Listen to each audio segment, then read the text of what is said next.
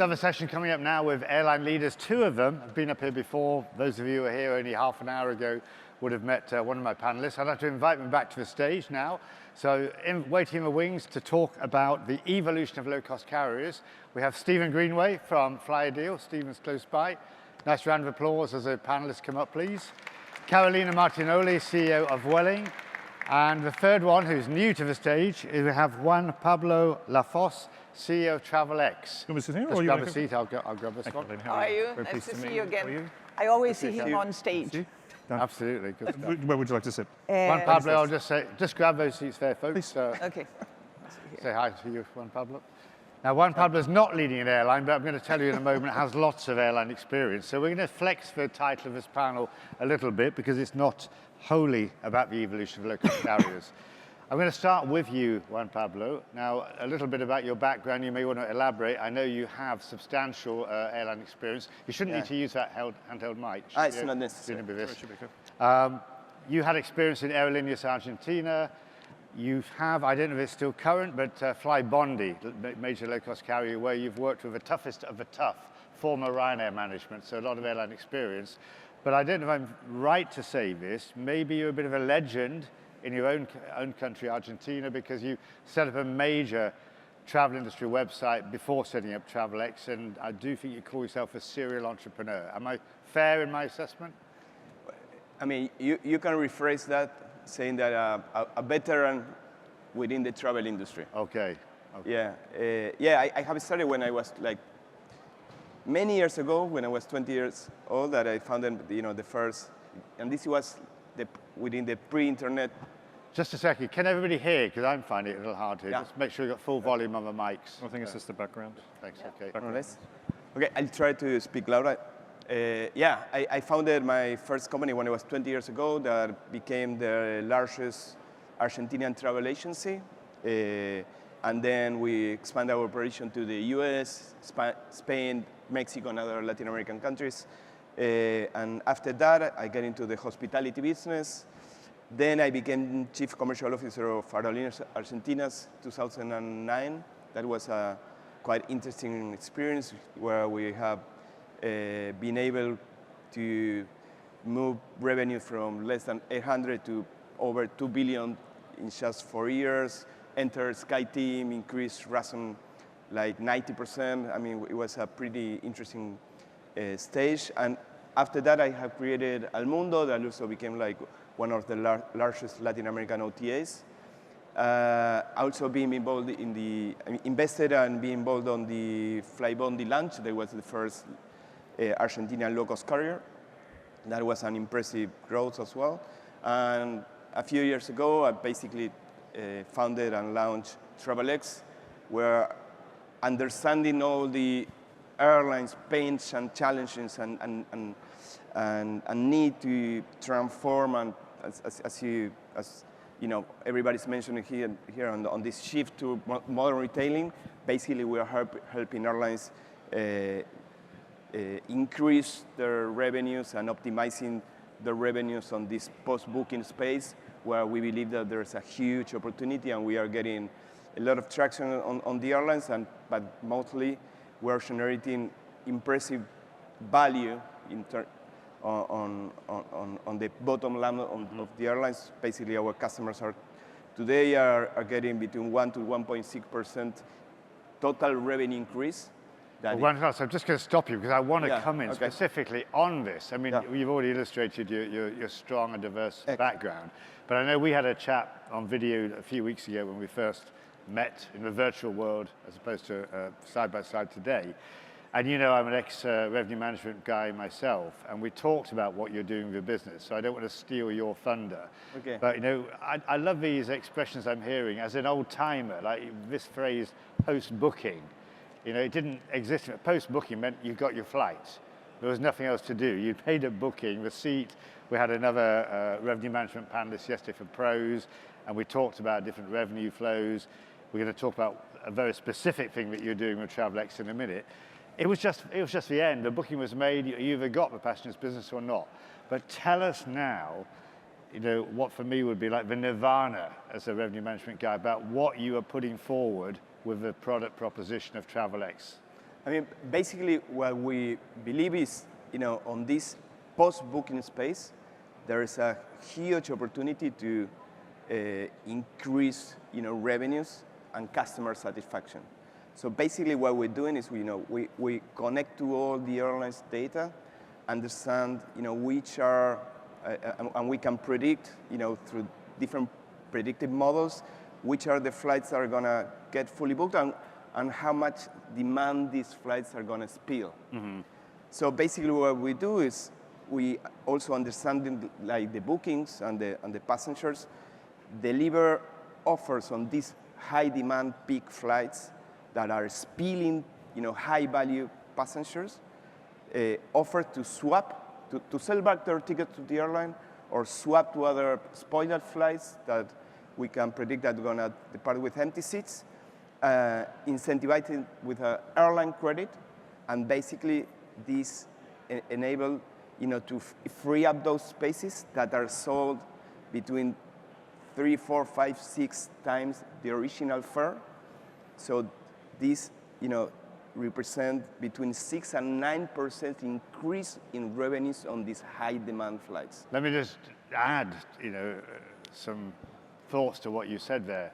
In the past, I mean, I've been in this situation. Your flight's filled up, and you're just kicking yourself because you just overdid it on the low yield fares, and you are stuck. Other than taking a bit of a gamble and overbooking it a bit more because a passenger wants a full fare ticket or there's one on the wait list, but that's going beyond normal sense with profiles.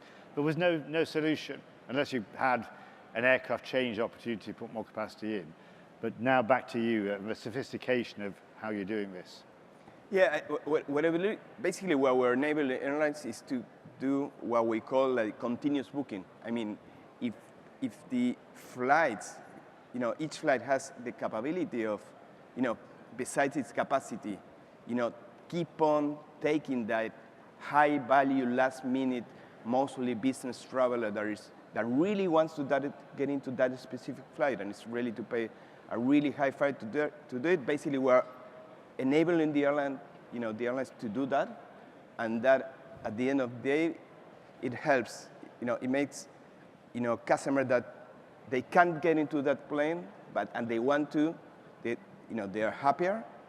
Customers that are receiving an incentive and they are flexible, and an incentive to fly, to use those credits to fly on a different flight, happy, and basically the airlines even happier because they are doing a lot of incremental revenues on those flights. Tell me one thing, beyond the technical ability to do this in such a reliable way, I mean, how do you determine the level of incentive? Again, a lot of talk today about willingness to pay, and one person's price may not be the same as another's. I mean, do you have a flat level? How do you work it out? Yeah, basically we have built a model using 72 features of each booking.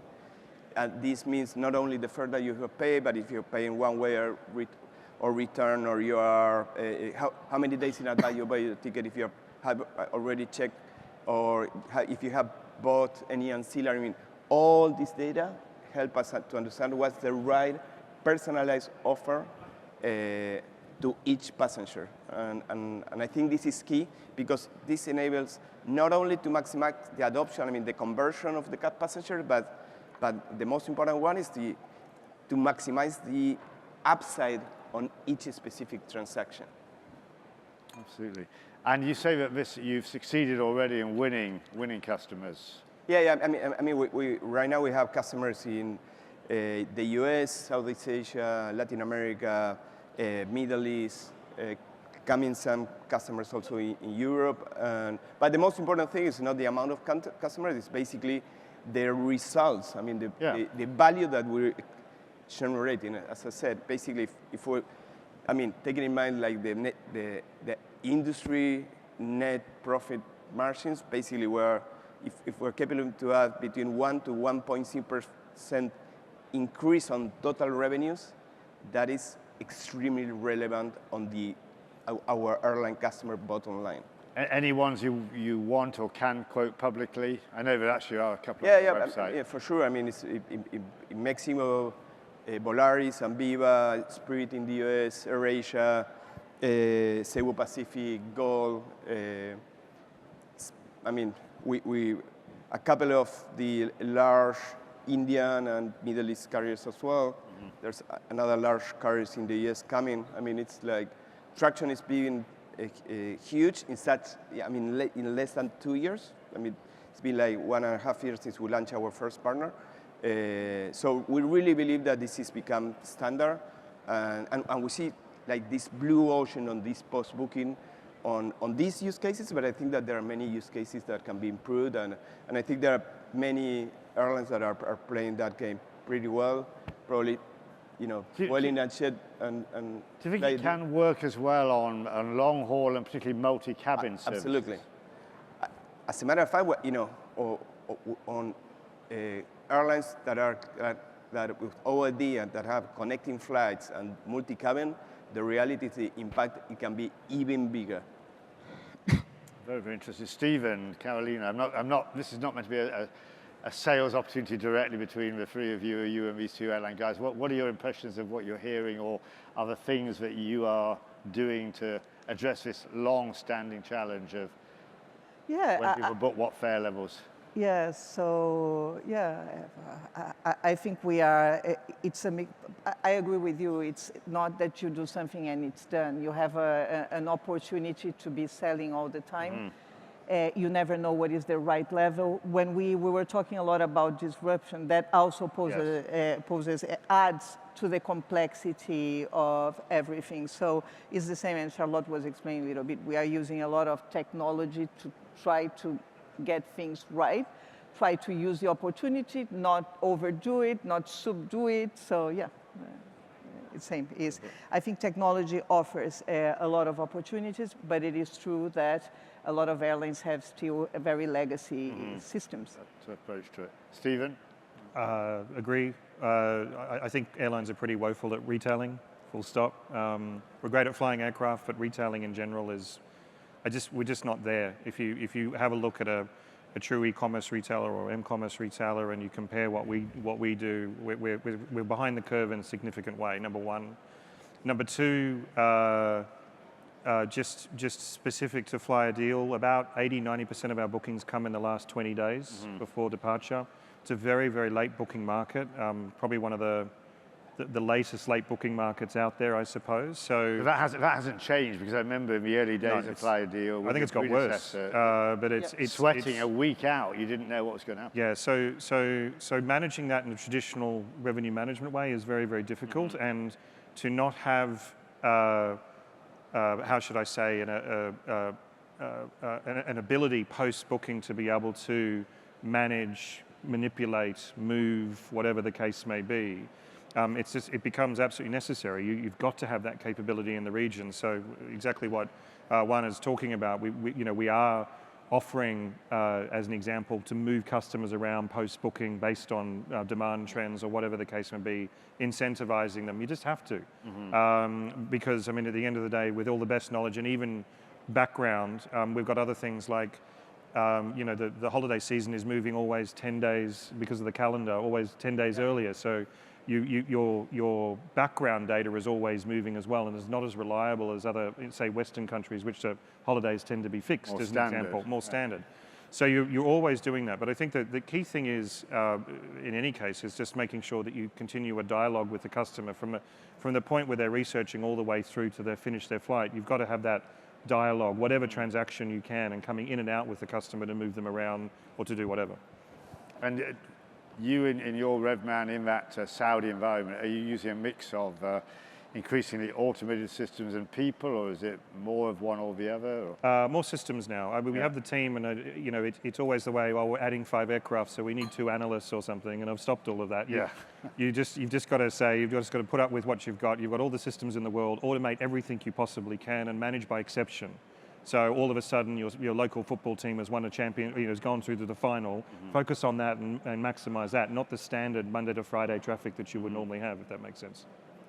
And Juan Pablo, again, you're a tech entrepreneur, I guess, and this is your world of AI and automation and processing enormous amounts of data. But how do you see that link between the human interface in running this very important part of the airline business and the ability of technology to... I mean, basically, I think that, going through this AI shift and all the AI hype, I think that there are very, very clear opportunities, and the industry will look like totally different in a few years.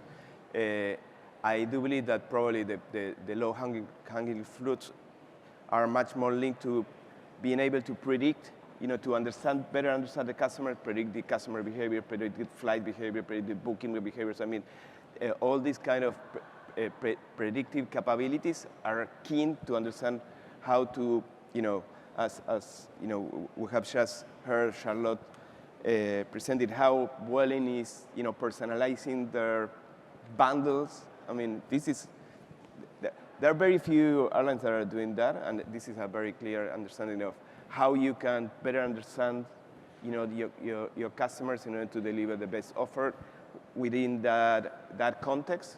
So I think that managing all the data, being able to standardize all the data to build this hyper and super context, to have like on-demand data to deliver the right decision at the right point is a very clear shift that is coming. It's coming, and the other one is think about I think that also like we are moving into a world where conversational interface is going to be the standard, and also dealing with these agents and be able to have, as an airline, all the products that in order to deliver to each customer exactly what each customer agent needs is going to be a key driver of success.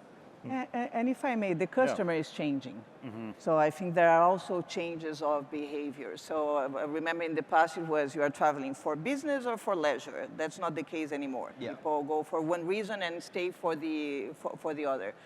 The booking window is narrowing. Mm-hmm. I fully agree with you. So you have to manage in a very short time.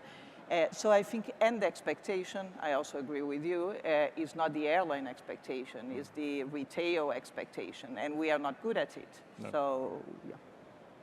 Well, again, we had a panel yesterday where, again, on the selling in general and the revenue management side in particular, we're talking now these phrases about willingness to pay and personalization. And I asked Fen, we talk about continuous pricing. How far can we go in terms of being credible? It sounds amazing to me from my past life in revenue management. Yeah, I'd love to have a different price for everybody, just the maximum they're willing to pay. But the credibility, we don't go into a supermarket and one person pays one price for an apple and somebody else pays another, or a loaf of bread. And one of the answers that came back yesterday was about ethics. There has to be ethical behavior. How do we manage that so we don't want customers to walk away and lose them, but we can't make it so incredibly apparently sophisticated that we are laid open to those criticisms. Juan, Pablo. But you got a perishable product. Yeah, that's so good. Charge what you want. Yeah. I have no moral conflict in any of this. You have once you fly, it's gone. Yeah. And you've got to do everything within your means to be able to sell that seat at the price point that will do a return. I think, like a lot of stuff, continuous pricing, bid pricing, all this type of stuff, it sells conference seats. But name me an airline that has implemented any of this and come out and reported that their profits have doubled overnight. Mm-hmm. There's a huge amount of hype. There is a huge amount of, this is going to revolutionize things. But there are a number of airlines that have been out there plugging away at this for quite some time, and they're not. I don't see any bottom line change. That's not that we shouldn't pursue it, but I think that what I hear and what I see also just in our own case is that the returns are not as significant as were sold to you. And the investment, the time it takes, the systems, the effort. And to me, we've short-circuited a lot of things because we talk about data and everything, but we've got plenty of data. The issue is we don't act on it. Mm-hmm. We don't act on it. And so when I hear about let's get more data and let's do something, fine, but there is so much data that's swimming around an airline that you never act on. and you never capitalize on. That I think that, you know, we're pursuing continuous pricing. Okay, we're experimenting with it, etc. Dynamic bundles with what Vueling is, I believe, doing. We're doing all of that stuff, and I do see some upside, but not as what it was sold. But equally, I've endeavored the team to try to just act on what we have in front of us, and do discrete experiments, A/B testing, and so forth, just try see what else we can squeeze out of the system. Because I mean, you know, every dollar counts. So being able to do that frequently and just see what works and then productize it, that's what we do at the moment. Juan Pablo, how do you respond to that? Because I mean, you were talking about maybe a 1.5% incremental difference, you know, with the ability to resell seats. And as you said, it reminded me back in the day when the general line that was said about revenue management, oh, it can make about 3% difference. And I was, internally, I was always quoting this to my colleagues who were skeptical, we can make a 3% difference. But to Stephen's point, it's hard to sometimes measure that. And again, to your point, I was thinking in the last few days, there's probably a vendor who maybe is at this exhibition, having a client who is probably one of the worst performers in their market. You know, I mean, not saying there's a correlation, but how would you respond to that? No, I think thinking about this, like dynamic pricing, there are some ethics and transparency issues, but I think that the best way to address that problem is not probably focus specifically on the fare, dynamic fare itself, or personalized fares, but it's basically how to build the right bundle or the right ancillaries that along the customer journey to each customer to maximize the total revenue per passengers, and not necessarily, you know, offering a different price. A different price at the same time to different customers, because I think that basically has an impact, or it may have an impact on the airline reputation. So I think it's much more smarter to understand, to predict what's the willingness to pay each ancillary all along the customer journey, the booking until, you know, the flight, and with all that data, I think that you can maximize your revenue without getting to that, you know, personalized pricing that I think that in many regions or markets it's struggling. And do you agree with what Carolina said, that, you know, or both of you, in fact, but starting with you, Juan Pablo, customers are changing, you know, approaches are changing? Yeah, absolutely. I think that the market is changing, the demand is changing, the trends are changing. I think it's like there are so many things that are becoming much more dynamic. That so what I think is it's really important to build that, like this intelligence layer, and that it can be able to be extremely agile to adapt to this new context. And I think that this is probably one of the constraints of you know, the legacy tech stack of our industry. I mean, it is probably one of the main constraints to be that to get that agility that it's necessary. And Stephen, you said, you know, we talk more about retailing, but we're not good enough at it. I mean, again, the old days of you had a green screen, you had the flight schedule, you booked the ticket, and that was it. And we now have this, you know, NDC being bandied around the term, and, you know, offers and orders. You know, do you think we can get there to truly be like an Amazon-like retailer? We have these magical combinations. You see the seat, you see the meal, you know a bit about the reputation for the airline. Let's say punctuality, a big point. It's just a long time coming. When I was at Scoot 13 years ago, we were a trial airline for NDC. Right. And NDC's still not here. Being slowly rolled out. Yeah. We're not here yet. We're not at the bus stop or whatever. So. Yeah. I just think, again, we all suffer from legacy systems, and the thing is, even if you're a new start airline, you need some of the legacy systems just to plug and play into airports and stuff like that. You don't have a choice. You can't just go to an airport and say, you know what, we're going to do things differently, Heathrow. We're going to do it this way. And it was like, no, you go onto the same Qt system as everyone else. You do CETA comms, you do whatever the case may be. sometimes you just don't even have the damn choice. And this is the problem. Even in our home market, it's very difficult to make that move. You have to be standardized, and that drags you back in terms of what you can do. Do you have any obligations? I mean, you're part of the wider Saudi group. Yep. You don't have any obligation to run same systems as, say, Saudi as a... No, but it's in our, perhaps it's like IAG, it's in our interest to cooperate as a group. Yeah.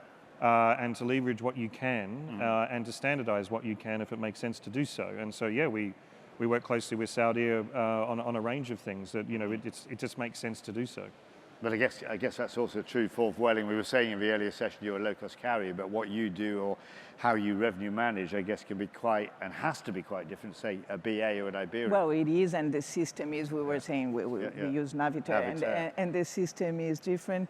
But I want to make a point on, because I agree with you, it's a very perishable product as a lettuce, and we have to manage supply and demand. But also, we have to deliver value, and also we need to have a long-term view of loyal customers. And I think what has to happen with retail is more and more, you have to be able to factor in loyal customers and the whole cycle of the customer with you, because you can be opportunistic once, but you're going to lose it. And we live in a very competitive market, so that's the other thing. The market self-regulates, and customers are discerning. So if what you're doing doesn't make sense, you're going to lose a customer for good. So I think there is a self-regulation as well, because customers can compare more than ever, can discern. And I think when you deliver value is through ancillaries, through punctuality, through a good service on board. I think it's more complex than that. Carolina, let me just, you just sparked a thought in my mind there, which was, I think, mentioned in the headlines about this session. It's not to do with technology, but you mentioned regulation. And I want to ask particularly you two guys, and maybe Juan Pablo can chip in with some background on Argentina. Regulation. Do we find that we're getting too much regulation from your point of view? And I'm probably guess what I'm getting at here. We've had the EU, we've had Spain as a national jurisdiction saying, oh, every passenger should be entitled to take a carry-on bag as well as another seat bag. And there's just been a legal move on this yesterday, which happened while we were in the previous session. What are your thoughts about that? Yeah, I can comment on that. I think there are different angles here. First is not, it's the other way around. We offer a fare, very basic, for those who don't need the luggage, because the discussion is not whether people pay for luggage or not, it's who pays for it, the one who takes it or everyone. So that's actually the debate. I think there are a lot of angles. I think the low-cost model made possible for a lot of people who couldn't fly to fly, and this is important. But also, I think there's a very important angle on competitive distortion. When you prohibit practice in one geography and 5 airlines in a single market, you distort competition. Because you would have carriers competing on the same routes with different regulation.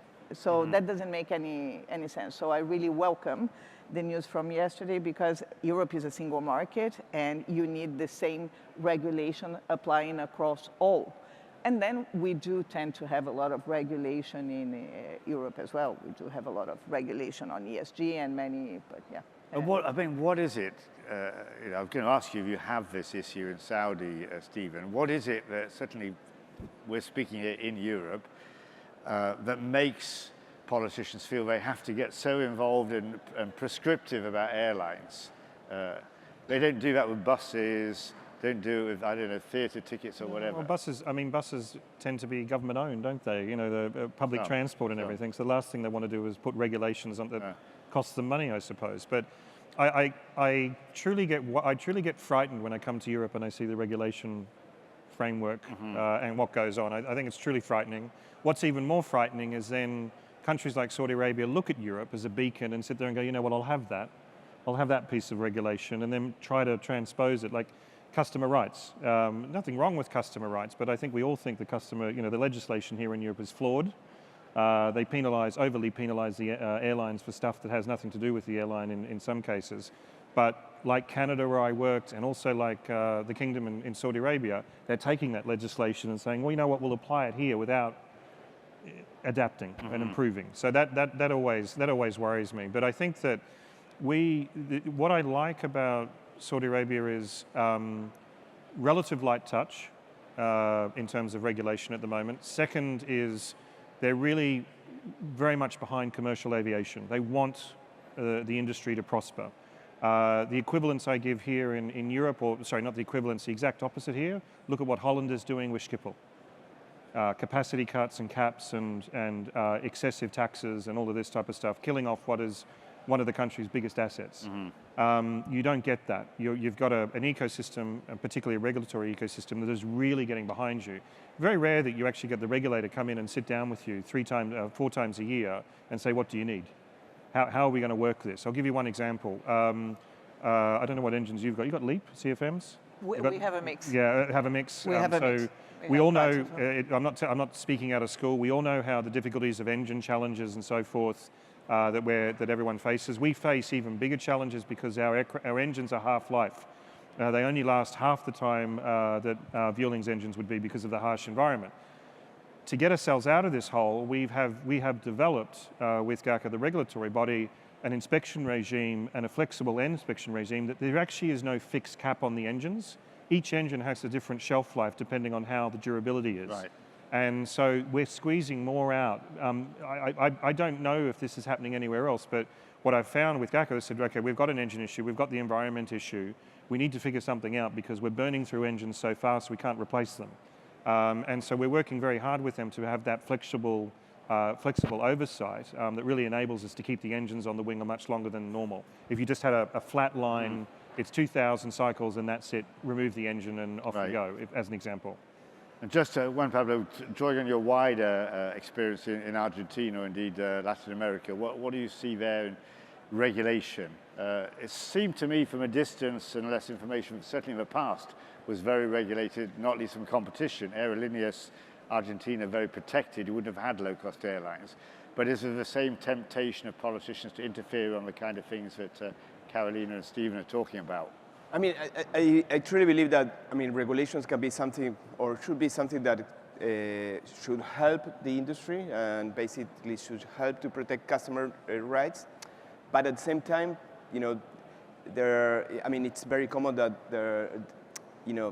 we have found many regulations that instead of protecting the customers, they're basically affecting the whole industry. For example, in Argentina, we had for many decades, like maximum fares. So this was like, like the government trying to low down fares, but the reality is the only way to offer low fares is to offer high fares, and that's the only way to make the market grow, to democratize, flying. And I think that probably, in many other markets, for example, in Europe, when the governments are trying to push the airlines to offer a minimum, certain type of services, basically it's the same stuff. I mean, if you want to offer really low fares for customers that are ready to fly with just a backpack, I mean, the only way to do that is basically charge, other luggage. So I think it's usually tricky. I think that regulations should mostly focus on safety and basically enable the airlines to deliver the products and services and ancillaries that they want, because at the end of the day, they're the customers that are the ones that choose what they want and what they don't. But that's important because nobody is more interested than us on treating our customers well. We want them to fly back. No one is more interested than us on being punctual. Delaying flights costs a lot of money. So we are naturally incentivized to do it right. Yeah. I wonder if airlines need to say that more. I mean, we were talking earlier, Stephen, about your exemplary punctuality record. I mean, a number of times people say to me about these nasty airlines and they're delaying flights and they deserve all these penalties. And I say, airlines don't want to delay flights. No. They cost them a fortune. No. Even if there are not penalties in place from regulation, but there's a mess up with crew, slots, etc. But this is where the customer regulation piece or protection creates anomalies, that airlines are actually cancelling flights now to get themselves out of the penalty regime. Before that, you always had an incentive. Of course, you want to get your passengers where they need to go, your crew where they need to go. You don't want anything out of place. If that means you suffer a 10-hour delay for whatever the reason, it is what it is. You don't want that to happen. But if it gets your plane into to the ultimate goal and so forth, that's what you'll keep on doing. But some of the consumer regimes that they said today was like, well, I won't even bother, I'll just cancel it because I know I'm up against it. I'm not going to be in the 3-hour window. So I think you got, from a regulation perspective, on one side, you've got the greatest thing the EU did was One Skies, or Open Skies, which is fantastic. Yeah. On the other side, and this is where I really get worried, is they're now, a lot of regimes around the world are now sticking their fingers in and saying, well, what is a product? You need to have a bag, you need to have a meal, Exactly. You need to have, as an example, you can't go into Cairo in Egypt without having a sort of a business class offering to protect Egypt Air. So it's a bit weird for the GCC. And so I really worry, and this is what Juan sort of said, is we have, as an example, 25 flights a day, Jeddah, Riyadh. We have people who live in Jeddah, families in Jeddah, they carry nothing with them except their PC bag, and they get on the flight and they pay the cheapest fare with no bundle, no nothing. They don't need a meal, they don't need anything. If you look at some of the regulatory regimes, they say, well, they actually do need a bag. No, they don't. And you end up paying for that. That's the problem. The consumer ends up paying for that. So having that, unbundled and being able to support that without a government sticking their fingers into it and saying, what is the product? Let the consumers choose. Don't let the government decide what it's going to be. Juan Pablo, do you want to come in on this? No, I absolutely agree. I mean, if you think what happened in the past, the reality is that where low-cost carriers were able to unbundle, all these services that the fares included, that's where the market really grew, because that enabled them to offer really low fares and make the market grow. So it's, at the end of the day, that's the first real big step in terms of personalization. Is, well, I mean, you wanted to travel with one bag or two or no bag or choose a meal. Or, I mean, that is giving you and each person the chance to choose what they want. I mean, and that was the first step in terms of personalization. Then it enabled the institute to grow exponentially in the last 20 years. Yeah, I mean, an evolution, we talk about evolution of a model or low-cost model, but evolution more broadly, if I just, again, to stick with you, and you may have a personal point on this, Carolina. Argentina, Carolina, by the way, is Argentinian. I've got 2 Argentinians on the panel today. How unlikely is that? Unusual. I never lived in Argentina. I'm in an Argentinian sandwich. I was born there, and yes, you are. Left. Argentine bread. But looking at South America as a continent, just was at an event recently with a lot of Latin American leaders, and I was hearing similar things about taxation coming on tickets, politicians looking about we need to tax the sector, but comments about the long distances in South America, in some cases even within a country like Chile, for example, certainly between countries. Some of them are pretty well long-haul sectors. Poor road infrastructure, certainly limited rail. Aviation can do the job. But in the past, a carrier like Aerolíneas Argentina was incredibly protected. You never would have got anywhere with a low-cost carrier. Is that evolution going on quick enough from your point of view, not only in Argentina, but more broadly in South America?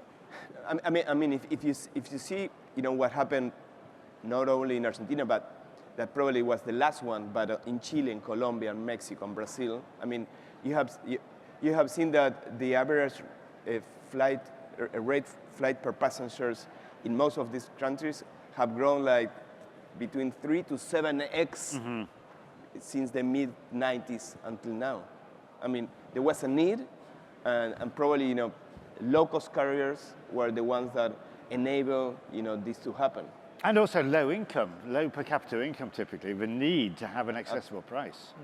Yeah, and there was also this growth of this middle class that enabled this, but you need to offer a product to those new consumers, and basically we were living in a world of really high fares only for high class passengers, and these have dramatically changed in this last 25 years. And some of those traditional airlines around, like Aerolíneas Argentina, I mean, I remember seeing so many times that they were struggling on. I'm sure you were doing your best as commercial director to try to bring them into the 21st century. But if I look at an airline like Avianca, it seems to have changed its, the name's the same, but it's a very different airline. In a way, it's become like a low-cost carrier.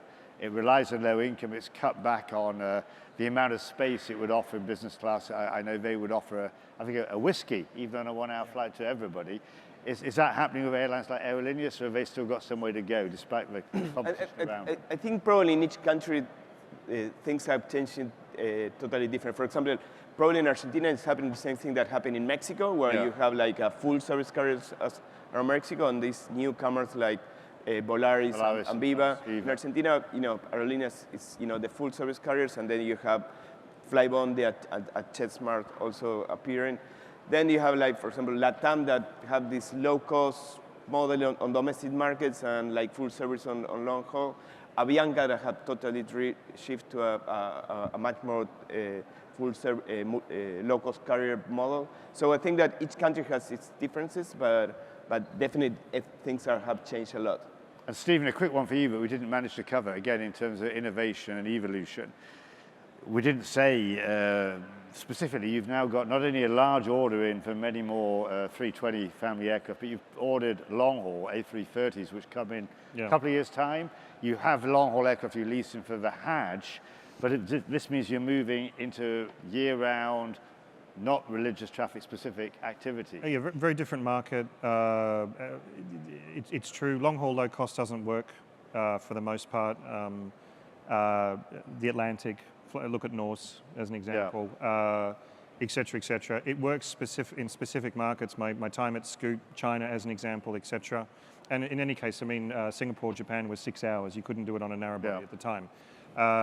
With us, it's they start arriving in less than 2 years. The first one arrives in July of 2027, if I'm not mistaken. 420-seat monstrosity. It is.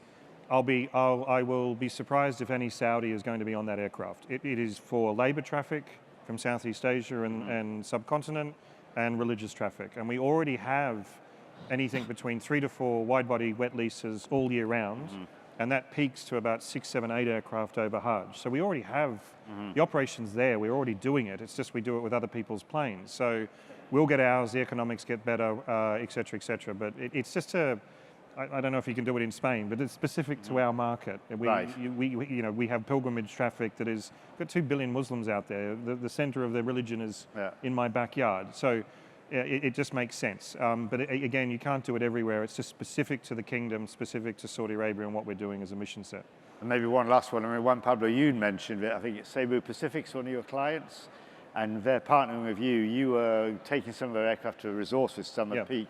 I think you're taking the next step. Your seasonal challenge in the winter, going to be putting some aircraft down to them. It just works out like anything, like any good partnership. You're just having a drink over dinner and you work out that there's something you can do together. So Mike, who's the CEO of Cebu Pac, we just sat down and we worked out that his peak is my low and my low is his peak. And so they shipped a couple of aircraft up to help us over the summer. We'll be shipping aircraft down to them for the Christmas period, which is our low. And it just works quite nicely. You've got and even the config's the same, 186 seats, the aircraft are the same. It's a marriage made in heaven in many ways, because everything is just so common. And we had their aircraft in Kingdom within less than 2 months. Everything, all the everything. And it was very, very easy to bring them in and merge them into our operation. And we hope the same can be said of when we go down to the Philippines. The great thing is I've got a 250 Filipino crew. So I don't have to worry about that. They all want to go. They want to go home and fly for a couple of months and hang out with the family. So it's it's just a win-win.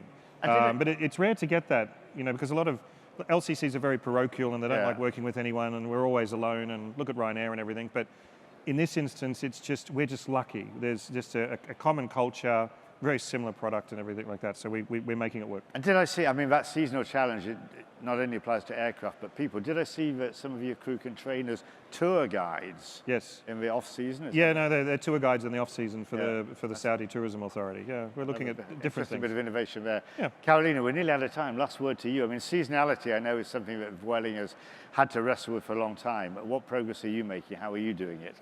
So there is we are seasonal. Yeah. I mean, Q3 is where we have most traffic, but as I was saying, in Barcelona, we connect Barcelona with 100 destinations. So we have a lot of business traffic as well. So we have been working through seasonality, through network, but also developing some market segments. And yeah, but it's always a challenge. And one that will continue. Listen, guys, we are out of time. Certainly, it's been an interesting discussion, quite wide-ranging. Hopefully, all of you guys out of the audience have found it useful too. So Juan, Pablo, Stephen, Carolina, thank you very much. Enjoy the rest of the afternoon. Thank you. Thank you.